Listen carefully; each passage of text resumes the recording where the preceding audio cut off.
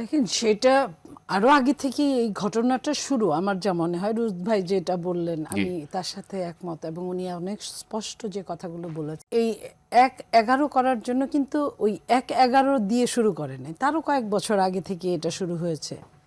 সেটার পরে আজকে পর্যন্ত আপনি বলেন যে বাংলাদেশের রাজনীতি কি কোনো সুষ্ঠুভাবে সম্পন্ন হয়েছে? শেখ হাসিনার ৪বার ক্ষমতা নেওয়া, দখল করা, এটা নেওয়া না, এটা ইলেকশন না, এটা ইলেকশনের একটা মহড়া, এটা ইলেকশনের একটা নাটক, বা এটাকে কি বলবো আমি ঠিক বলতে পারছি না। কখনো নিশিরাতে, কখনো যখন যেটা সুবিধা হয়েছে প্রহসন করেছে, কখনো আমিডামি। এই যে নির্বাচনগুলো, এগুলো কিন্তু সব ১-১১ ফলাফল।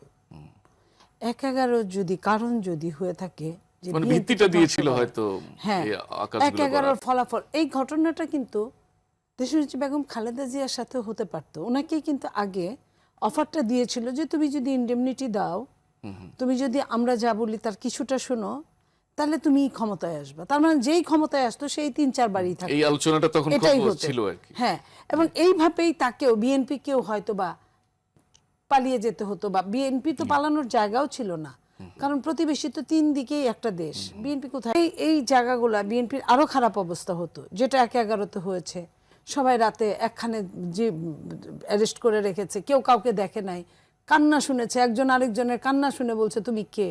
এই যে আলোচনা কথা হয়েছে, যেটা পরবর্তীতে আমরা সালাউদ্দিন কাদের চৌধুরী বলেন, আরও যারা যারা ছিলেন ওইখানে, তাদের কথা থেকে আমরা এগুলো পেয়েছি।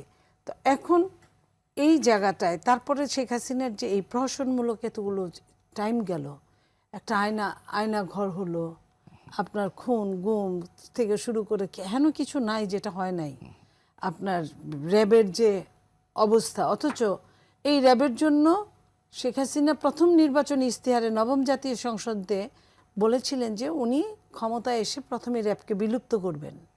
উনি তো বিলুপ্ত করেনই নাই, বরং অনেক অনেক বেশি ক্ষমতা তাদেরকে দিয়েছিলেন, রাক্ষস বানিয়ে ফেলেছিলেন।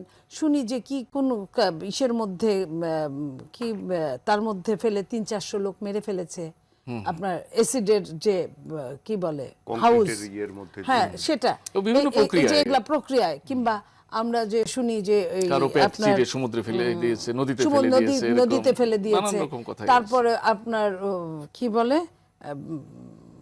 ইট পুরানোর কারখানায় আপনার সেখানে পুড়িয়ে মারা হয়েছে অনেক, ইটের ভাটাতে। তো এই যে এই জায়গাগুলো, এইখান থেকে আপনি কি পাইলাম আমরা আন্দোলন হলো, একটা সরকার পালিয়ে গেল, তারপর আরেকটা ইন্টারিম সরকার আসলো।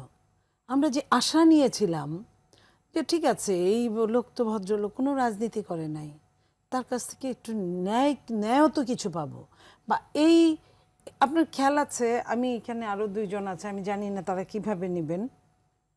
আমি অনেক কিছু নিয়ে ইন্টারিম গভর্নমেন্টের উপদেষ্টা যারা অনেক সুন্দর সুন্দর কথা বলতেন, আমাদের সঙ্গে টকশো করতেন, অনেক সুন্দর সুন্দর কথা বলতেন, তারা যদি কোনোদিন ক্ষমতার মুখ দেখে তারা এই করবেন ওই করবেন ওই করবেন, আমরা কিন্তু আবারও লুটপাট ছাড়া কিছুই দেখি নাই। আপনি কি ১-১১ সরকারের সাথে এই ইন্টারিম গভর্নমেন্টের কোনো মিল পাচ্ছেন? একদম সিরিয়াস মিল না, শুধু এটা হলো গিয়ে আপগ্রেডেড। আচ্ছা, হ্যাঁ, তো আপনার এক একটা অবস্থা যায়, যেমন জেনজির যুগ, তারা যে বুঝা বুঝে আপনার সন্তানরা আমার সন্তানরা, আমরা কিন্তু ওই বুঝাটা বুঝি না, বা আমরা তাদের বুঝাতে ব্যর্থ হই। তা এখনকার সরকারগুলো ইন্টারিমও তাই, আরো আপগ্রেড, কিন্তু নেগেটিভ, পজিটিভ না। তো এই নেগেটিভের অনেক কিছুর পরে একটা সরকার এসেছে, যে সরকারের বয়সটা 1 মাসের একটু বেশি। তো 100 দিন গেলে আপনার হানিমুন পিরিয়ড আপনারা বলেন। তো এইখানে এই 1 মাস না, 2-4 দিন নিতে নিতে অনেক চ্যালেঞ্জের মুখোমুখি হতে হয়েছে সরকারকে। প্রথমে রোজার দ্রব্যমূল্যের দাম, তারপরে আন্তর্জাতিক যুদ্ধের দামামা, সেই যুদ্ধের তেলের একটা ব্যাপার এসে পড়েই, আমি যেভাবেই বলি না কেন, অর্থনৈতিক চরম পর্যায়ে নিম্নগামিতা, এগুলো সব কিছু মিলে সরকার একটা বড় চ্যালেঞ্জের মুখোমুখি দাঁড়িয়েছে। এই বড় চ্যালেঞ্জ গণতন্ত্রকে টিকাতে হলে, এবং এখনো যে কথাটা বলে, আমি যদি বলি ইন্টারিম সরকারের যে উপদেষ্টা, একজন উপদেষ্টা কিন্তু ইতিমধ্যেই 1 দিন 2 দিন আগে বলে ফেলেছে ডিপ স্টেট কাহাকে বলে, কারা কারা তাদেরকে কি কি লোভ দেখিয়েছিল, তারা কেন কেন কি করলো, এই যে এই জায়গাটা থেকে আমার মনে হয় আমরা কি ভালো আছি না আমরা আরো আপনার বলতে পারি ভালুকের গুহা থেকে বাঘের গুহায় পড়লাম বা আড়ালে আরো কোনো আরো ষড়যন্ত্র আরো আছে কিনা? ষড়যন্ত্র আছে কিনা।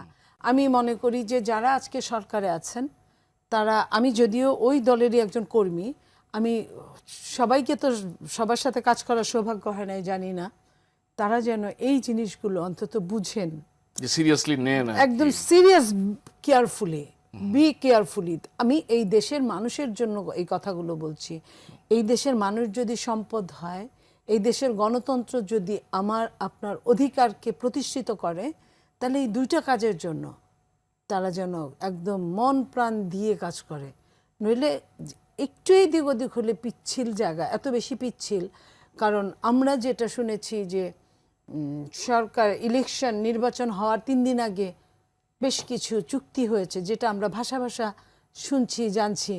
এখন ধরেন চুক্তি হয়েছে যে চুক্তির সাথে বর্তমান সরকারের কোনো রিলেশন নাই, জি, কিন্তু সাফার করার ক্ষেত্রে কিন্তু সরকার এবং জনগণ বা সবাই সেগুলো যদি মনে দেশবিরোধী করবে। চুক্তি হয়ে থাকে তো বাস্তবায়নের দায়িত্ব তো এসে পড়বে সরকারের কাঁধে। সেটাই। এবং এই সরকার কতটুকু সেই লুটটা নিতে পারবে, সেই লুটটা নেওয়ার জন্য বাংলাদেশের জনগণ কতটা সরকারকে সহযোগিতা করবে এবং বিরোধী দল কতটা সহযোগিতা করবে। দেখেন আমার পাশের দেশ পর্যন্ত যে কোনো জাতীয় সংহতির ব্যাপারে, জাতীয় কোনো প্রবলেমের ব্যাপারে তারা কিন্তু সরকারি দল তারা বিরোধী দল এক একসাথে হয়ে বসে যায়। যায় আর কি।